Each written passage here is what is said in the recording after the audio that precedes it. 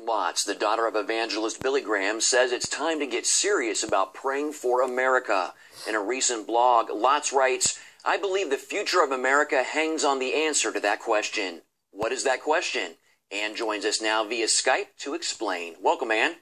Hey, thank you, Mark. Glad to be with you. Explain what you're referring to when you wrote, "I believe the future of America hangs on the answer to that question." Well, that was taken from the last paragraph of that blog, and it's just asking myself, am I really serious about prayer? Because it's interesting that God says, if you seek me with all of your heart, you'll find me. And he says in Joel chapter 2 to rend your heart, not your garments. And, when I'm in churches or in part of some prayer meetings and prayer events, sometimes I'm struck by the fact that what I'm participating in is an event, and the prayers seem somewhat hollow and anemic, and I recognize them because I've had prayers like that myself. So I'm not pointing my finger at them. I'm just saying this is a time to get really serious about prayer. And so I was asking myself at the end of that blog, am I someone who needs to get more serious about prayer and prayer for our nation, that I would stand in the gap for America? And I believe that the answer to that question does hold the future of America. I don't believe that right now the answer to all of our problems, because our nation, Mark, is in a mess, and you and I know it. You probably know it better than I do because you follow the news more closely, but it's unraveling. We're imploding, and morally and spiritually first and foremost.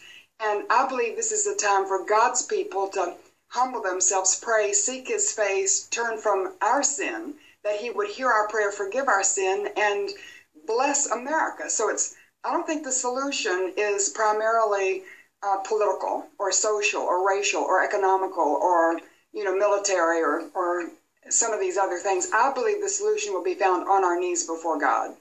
In your blog entitled, "It's Time to Get Serious," you also write, Ann, that America is in a very tough spot, and you ask the question, could our sin be provoking God's judgment? Elaborate on that for us. Well, it's interesting. Romans 1 talks about the kind of judgment I describe in the blog, because we think of the judgment of God sometimes as like Sodom and Gomorrah when he rained down, fire and brimstone, or in Exodus when he opened up the ground and he swallowed all these people, or an earthquake or lightning strike. But actually Romans 1 describes God's judgment, and those are God's judgments, but Romans 1 describes a type of judgment where when we sin and we refuse to repent of our sin, then he backs away from us. If we continue to sin and refuse to repent, he backs further away. And you go on through Romans 1 until actually he removes himself from us and he turns us over to ourselves. And that's what I think I see in America. I believe we're entering into that phase of judgment where God is backing away. He's removing his hand of blessing and protection and his favor on our country as a whole, and he's turning us over to ourselves because we have enormous knowledge, enormous technology, but some of the things we're doing have never seemed so foolish. It's as though we have no wisdom to handle the knowledge that we have, and wisdom, as we know, comes from God.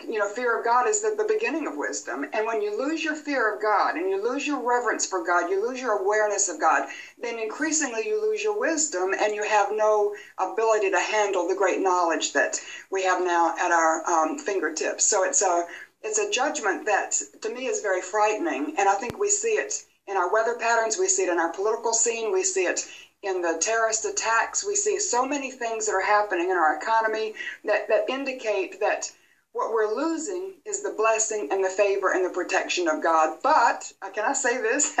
In Joel 2, it says, if you rend your heart and not your garments and return to the Lord and repent of your sin and cry out to him, that who knows but that he would return to us and leave behind a blessing. So I wrote that blog with hope in my heart that if God's people hear and we respond and we return with all of our heart and we seek him with all of our heart, that he would return to us.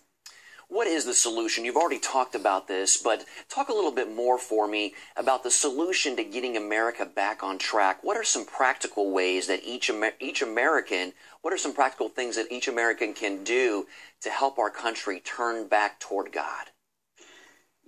I'm just going to speak specifically to the followers of Jesus Christ. And the most practical thing you can do is to fall on your knees.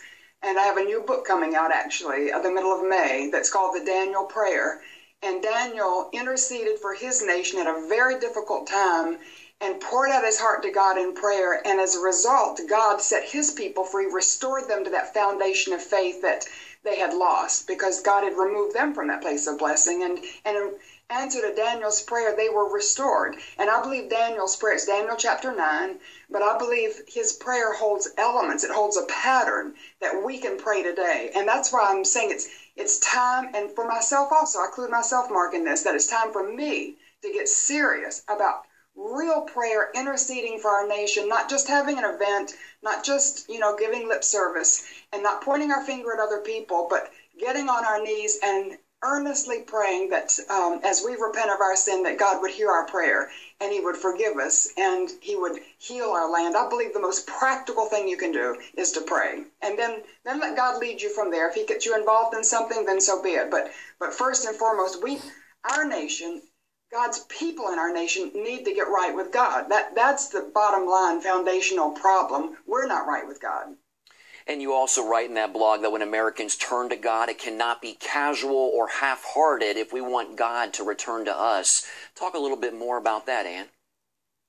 Well, in Daniel's prayer, in Daniel chapter 9, Daniel went all the way through and he recognized who God was. He acknowledged God for his greatness, his righteousness, his goodness, his faithfulness. But then he went through and he confessed the sin of his nation as though it were his own. And you could almost hear his tears in his prayer.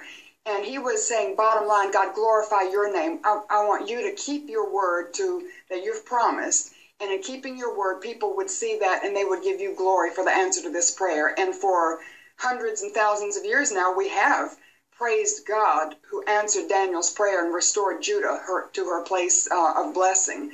And so I believe that one of the most powerful aspects of Daniel's prayer is that he took God's word and he prayed it back to God.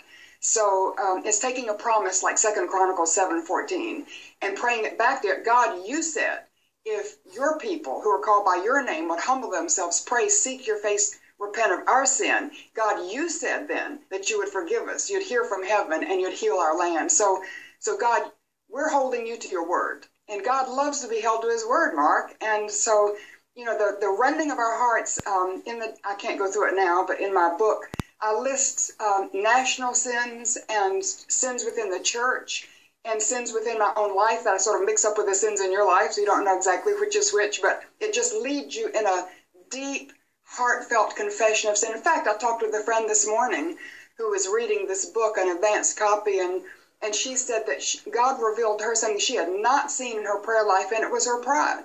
And I think sometimes our pride, we see the sin in the world around us or the secular world, and we don't see the sin in ourselves. And Jesus said, you have to remove the plank in your eye before you can deal with the speck in your neighbor's eye.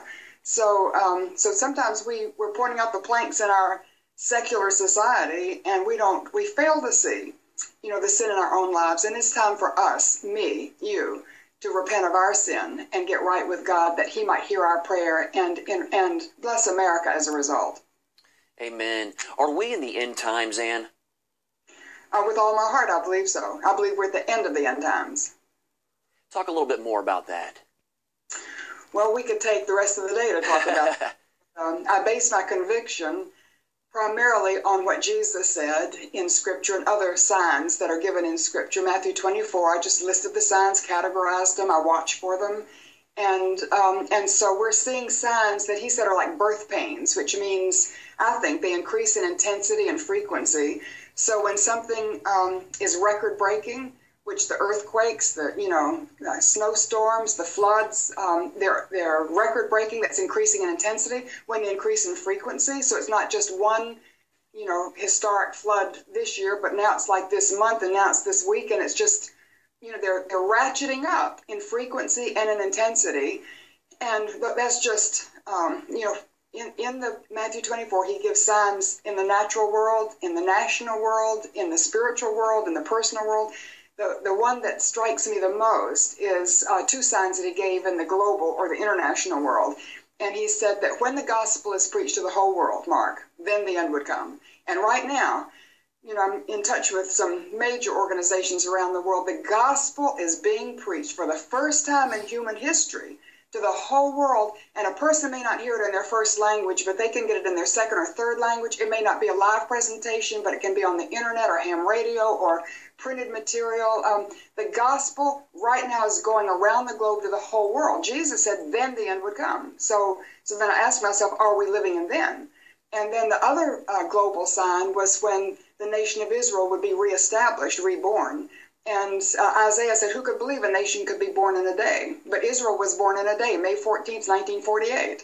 And when she was reborn as a nation, just think about it. You know, it's been my whole lifetime, so I have never known a world that Israel wasn't a part of. But you think about it. For the first time in 2,000 years, that descendants of an ancient people would go back to their ancient homeland, speak their ancient language, reestablish their ancient nation and culture. That's what Israel did in May 1948. That's a phenomenon. That's God pulling his people together, reestablishing that nation. And Jesus said, the generation that sees that take place is the generation that will be the last. And for me, it's meaningful. I was born May 21st, 1948. So I believe it's my generation. Whatever my lifetime is, I believe I will live. If I live out my natural lifetime, I believe I will live to see the return of Jesus Christ to this earth. What is the role of the American church in this day and age, Ann? Well, the role of the American church is to go into all the world and preach the gospel, make disciples, first of all. But to make a disciple, you have to win them to Christ, have them put their faith in Jesus, and then help them grow in their faith, their understanding of the Scripture, until they're so strong in their faith they can withstand the storms of life and share their faith with somebody else and bring that person to Christ. I think that's the primary. You look at Acts chapter 2, when the church was founded and what took place in the church, and yes, they broke bread together, and yes, they shared all things in common, and yes, they did some things that were unique for their particular time and setting.